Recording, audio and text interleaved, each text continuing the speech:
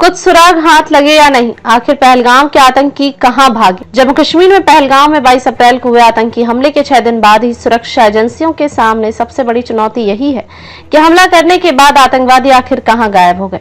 उनकी तलाश में army, Jammu Kashmir police, CRPF और अन्य बल लगातार कोशिश कर रहे हैं, लेकिन अभी तक आतंकवादियों का कुछ अता पता नहीं लग पा रहा है। माना जा रहा है कि आतंकी पाकिस्तान नहीं भागे हैं, वह अभी भी जम्मू कश्मीर में ही कहीं लोकल सपोर्ट से छिपे हुए हैं। मामला जांच एजेंसी एनआईए को ट्रांसफर हो गया है। एनआईए ने इस मामले में मृतकों के परिजनों, घायलों और चश्मदीदों से पूछताछ शुरू कर दी है।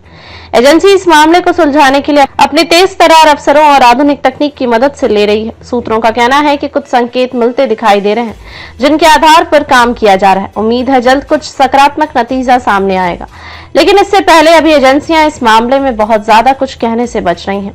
दूसरी तरफ सुरक्षा एजेंसी के एक अधिकारी ने बताया कि इसे चूक कही जाए, लापरवाही या फिर समझ का फेल, लेकिन इतना तो जरूर है कि सुरक्षा में ढिलाई तो हुई ही है। हमले के वक्त बेस्टर्न घाटी में ना तो जम्मू कश्मीर का कोई पुलिसकर्मी तैनात था और ना ही सीआरपीएफ का कोई जवान, जबकि बेस्टर्न से करीब 5 किलोमीटर नीचे सीआरपीएफ की कंपनी पोस्ट भी है और इसी पोस्ट के सामने से टूरिस्ट घाटी पहुंच रहे थे। यहाँ सीआरपीएफ की 3 प्लाटून में से 2 प्लाटून जनरल गश्त पर और एक थाने के अंदर में काम करती है। आतंकी हमले के करीब 45 मिनट बाद पुलिस और सीआरपीएफ मौके पर पहुंचे थे। इससे पहले घाटी से नीचे आए खच्चर वाले और टूरिस्टों ने पुलिस को इस बारे में बता देना शुरू कर दिया था। सूत्रों का कहना है कि शुरुआत में एजेंसियों को एकाएक विश्वास ही नहीं हुआ कि असल में वेस्टर्न घाटी में इतना बड़ा आतंकी हमला हो गया है।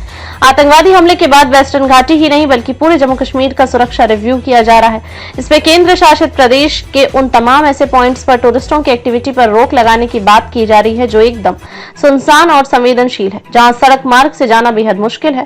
पर्यटकों की सुरक्षा को ध्यान में रखते हुए ही जम्मू कश्मीर पुलिस भविष्य में राज्य में ऐसे पॉइंट्स पर टूरिस्टों को नहीं जाने देगी जो किसी भी नजरिए से संवेदनशील है।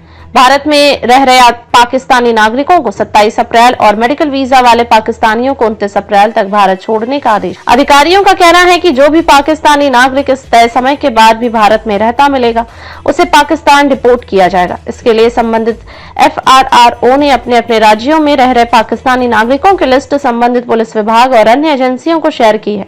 इसके बाद यह पता लग जाएगा कि तय अवधि तक कितने पाकिस्तानी वापस चले गए हैं और कितने पाकिस्तानी नागरिक इसके बाद भारत में ही रह गए, जिन्हें ढूंढकर डिपोर्ट कराना होगा।